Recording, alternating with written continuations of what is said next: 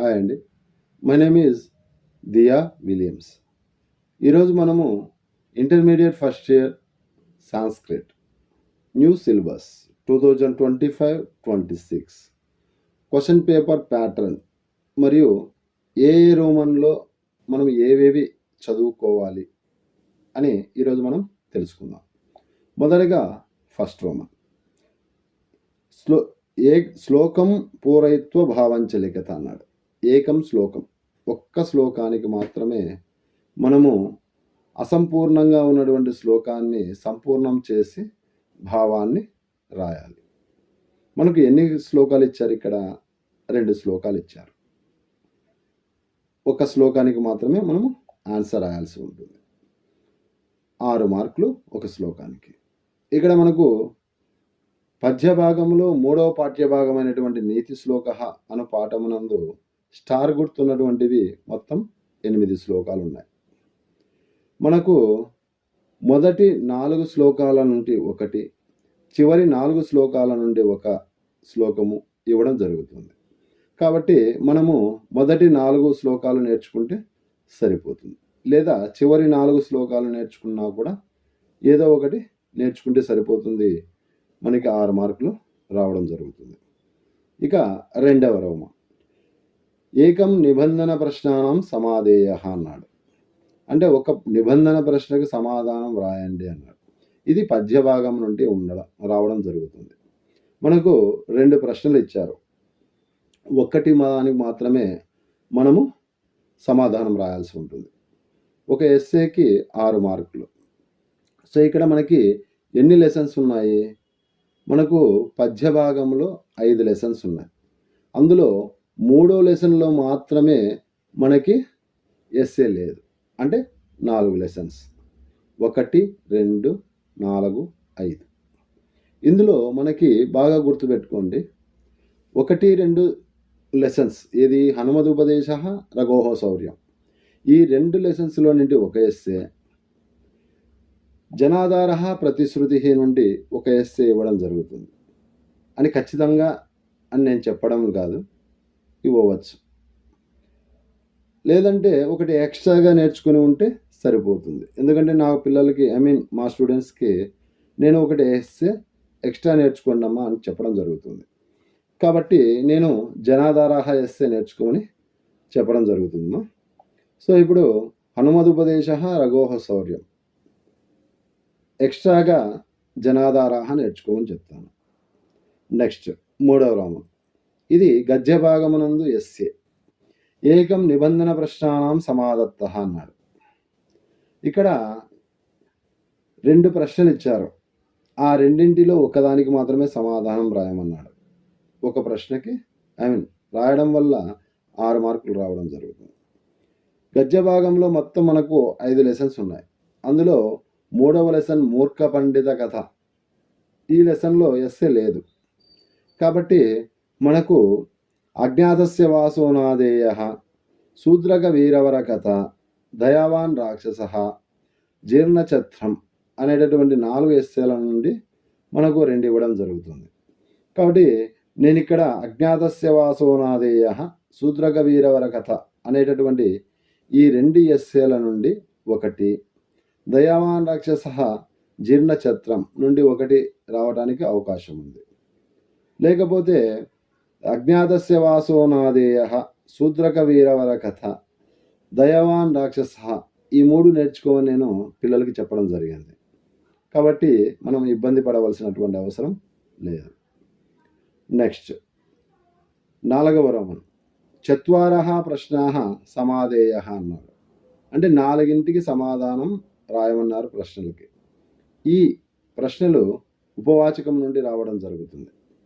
ఇక్కడ 6 ప్రశ్నలు ఇవ్వడం జరిగాయి.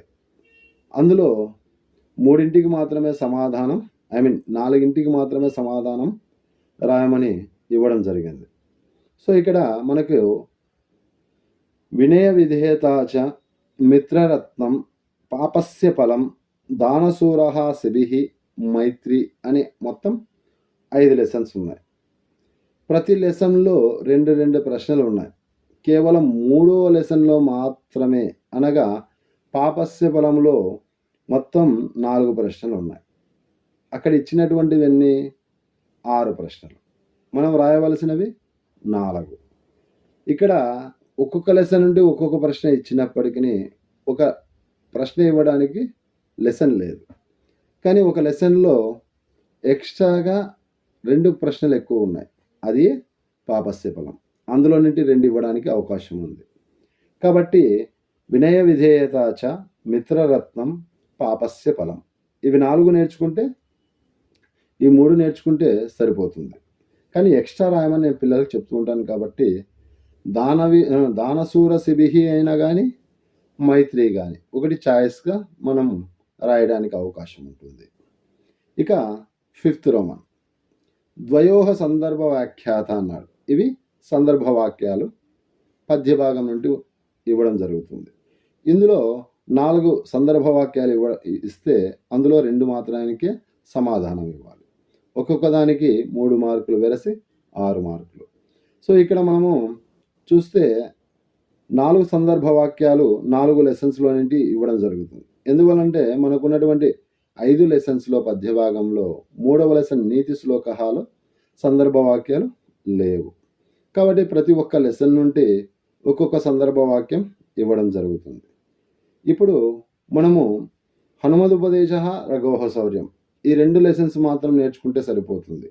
ఒకవేళ ఎక్స్ట్రా రాయాలి అనుకుంటే జనాధారః నేను ఎక్స్ట్రా రాయమని చెప్తాను.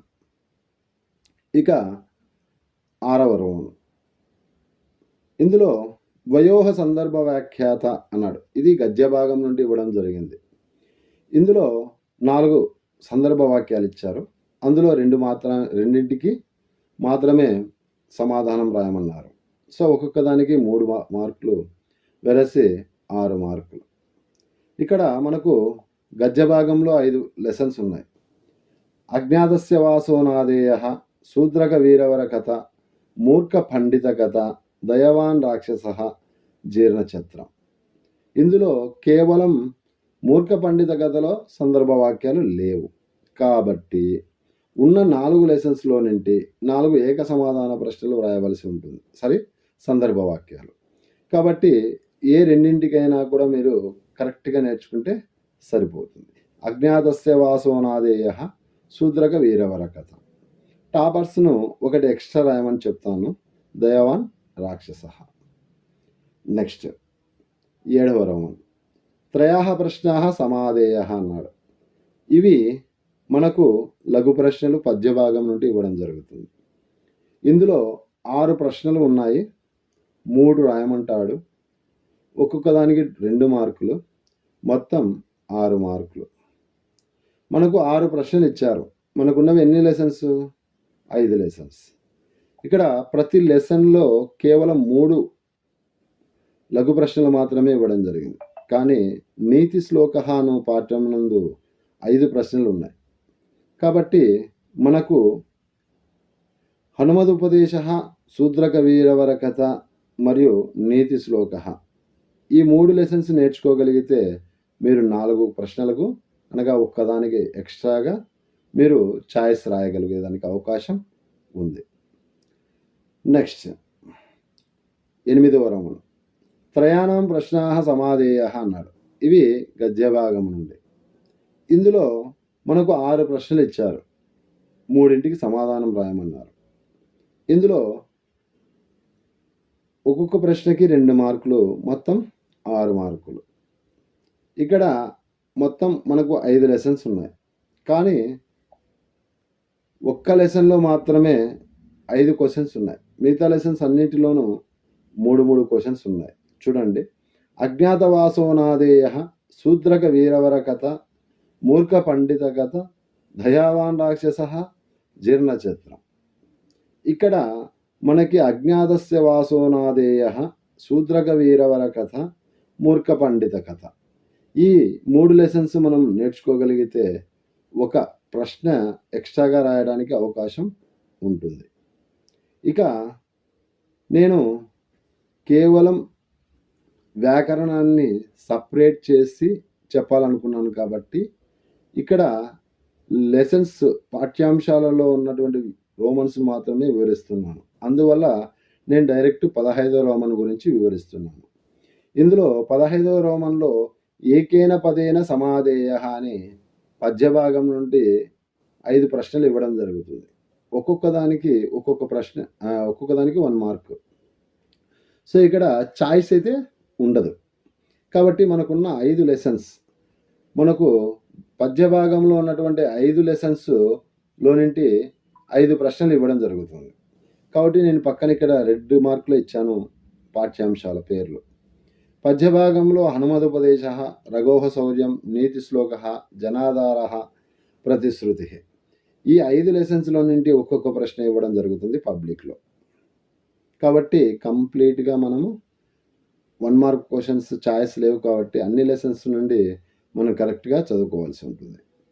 ఇక 16వ రోమన్, ఇందులో మనకి ఏకేన పదేన సమాధేయ అని గద్య భాగం నుండి 1 మార్క్ క్వశ్చన్స్ అడుగుతారు. అవి 5, ఒక్కొక్క దానికి 1 మార్క్, కాబట్టి 5 మార్క్స్. ఇక్కడ మనకు 5 లెసన్స్ ఉన్నాయి. 5 లెసన్స్ నుండి ఒక్కొక్కటి ఇవ్వడం జరుగుతుంది. ఇక్కడ లెసన్ పేరు కూడా ఇచ్చాను చూడండి.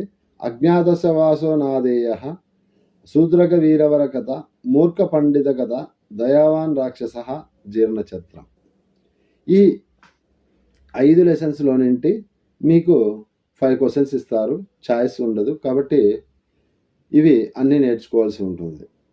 సో ఇక్కడ నేను కేవలం పాఠ్యాంశాలను ఉద్దేశించి ఉపవాచకము, పద్య భాగము, గద్య భాగం మాత్రమే తీసుకొని దానికి సంబంధించినటువంటి రోమన్స్లో మనం ఏం రాయాలి అన్న విషయాన్ని మాత్రమే తెలియజేశాను.